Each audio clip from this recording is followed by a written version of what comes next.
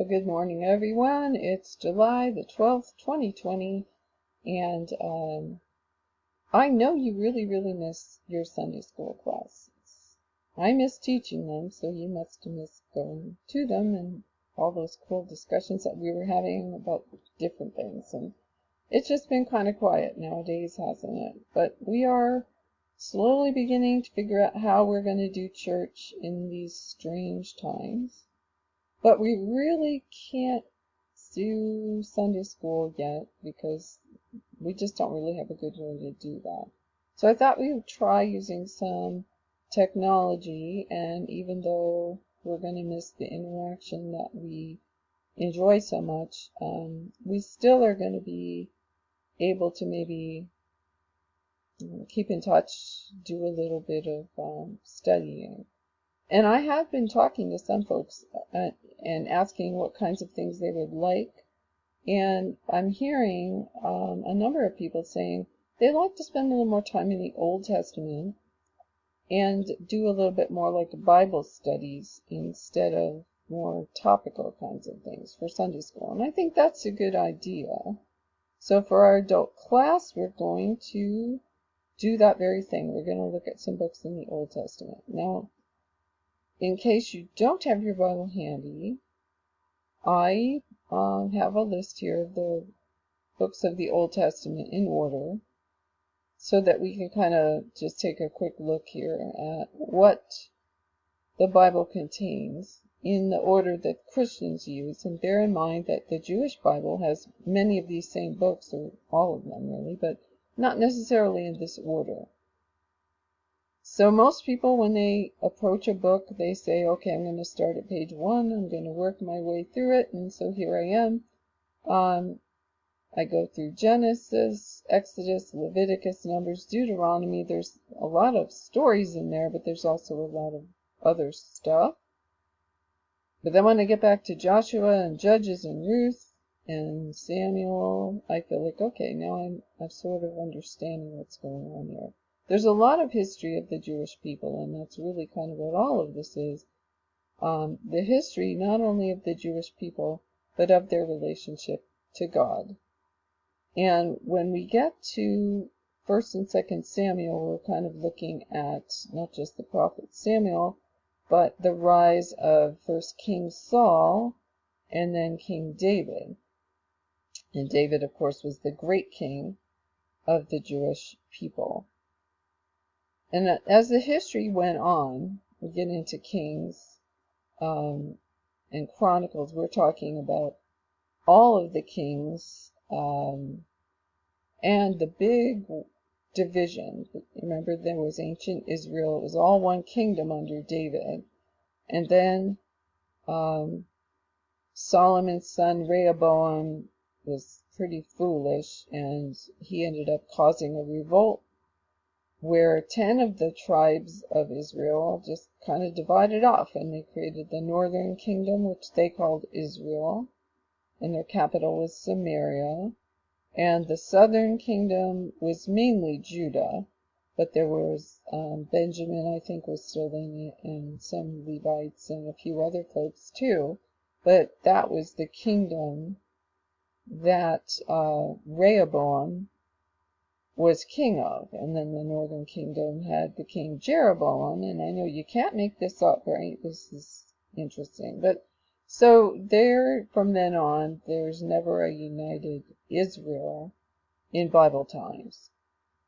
So why do we have, if you've read at all in Kings and Chronicles, you're saying to yourself, okay, so we have Kings and it goes through all of this history, and then we get to Chronicles, it almost feels like we're going back and we're saying the same history over again.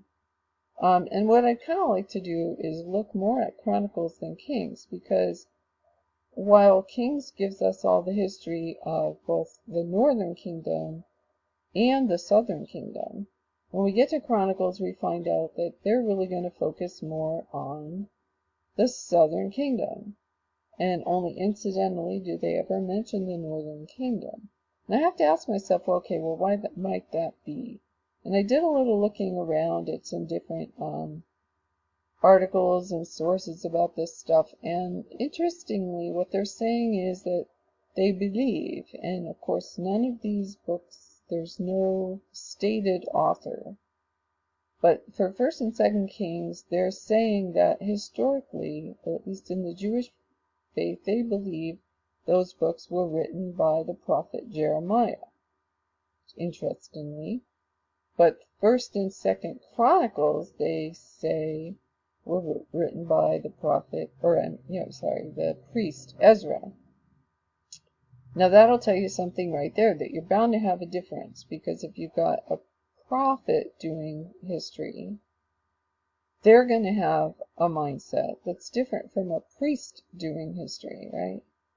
And you're definitely going to see that as you go through Chronicles, because as it's written by a priest, not only from a priestly point of view, but written after the Babylonian exile. And remember that what happened there was that Babylon became very powerful, and they came over and conquered the southern kingdom, and they took all the best people, quote unquote, the best people, the rulers and the princes and the rich people and the well-off folks. They carted them all back to Babylon.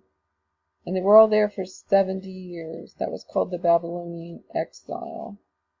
And then, after that time, King Cyrus conquered Babylon, and he said to all the Jews they could go back to their homes if they wanted to. So many of them stayed, actually, in Babylon, but many of them came back. And having come back from the exile, they knew that things had better be different. And definitely from a priestly point of view, they realized that things had to be different. There were a lot of problems before the Babylonians came in and shook everything up. There had been a lot of problems with idol worship. When they returned from the exile, the priests were committed to keeping Israel, Judah, from going down that path anymore. No more false gods, no more shrines to false gods, no more worship of false gods, nothing. From now on, we are going to be God's people. So what we're going to be seeing as we look at Chronicles is more of a focus on God and his work among his people. Now, I wanted to show you something. For a class that I was taking, I had to take 1st and 2nd Chronicles and go through and make my own outline and do different things with it. Well, one thing I decided to do was, let's just color code this, right? It'd be kind of fun. So I went through the whole 2 books, and I said, okay, everything that has to do with just the facts, like they say in Dragnet, just the facts, family lineage, kings, how long they ruled, who they were married to, their kids, all that sort of stuff. That's in pink. And then any kind of hostility that was either military wars or political strife or anything like that is in yellow. And anything that has to do with God, whether you're honoring God or you're rebelling against God, or God is speaking, or you're praying to God, or you're celebrating God, or whatever, that's in blue. And then finally in green, I thought I'd just put, like, if various families or tribes or individuals were granted places to live, towns or territories or whatever, I just put that in green. I'm just going to scroll for you, because you're going to see in the beginning, there's a lot of pink. There's a lot of just the facts kind of stuff that goes on and on and on.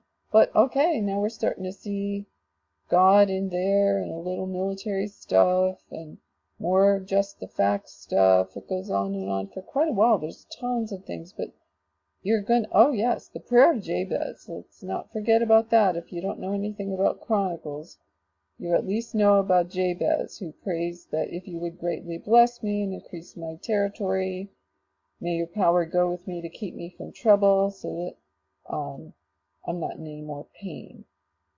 I think we've all heard of that. There was quite a book thing about that back in the 80s. more stuff that's kind of who married whom. There's some homes. They were granted those villages to live. Okay, so there's a lot of stuff here, but once we're going to start getting into the blue, which is, yeah, here we go, homage to God in various ways, or rebellion against God, and you're going to start seeing that Chronicles has an awful lot in it. Once you get really past all the facts and everything, you start looking more and more, and here you are all of a sudden seeing a lot more blue. So what that's telling you is that God is a main character in Chronicles, and even as we start getting into some of the wars, because all this yellow stuff is wars and various political uprisings and whatnot, but you're going to start seeing God more and more and more being very much involved with the people of Israel. And so, yeah, you're getting the idea. I can go through this whole long thing, but you're getting the idea. This is how Chronicles keeps God in the forefront. But the idea that the only way to really be happy and secure is to keep God in the picture. And so as we go through Chronicles in weeks to come, I'll go into this in a little more detail in certain spots. We can't go through the whole thing, but I'm going to go through some various scenes or narratives in Chronicles so that you can get a better idea of why Chronicles is very different in its narrative point of view from 1st and 2nd Kings. So we look forward to more time together looking over Chronicles. And if you want to take time between now and the next one, go ahead and start reading through Chronicles. That's always a useful thing to do. And bless you all and have a wonderful week. And I'll see you again next Sunday.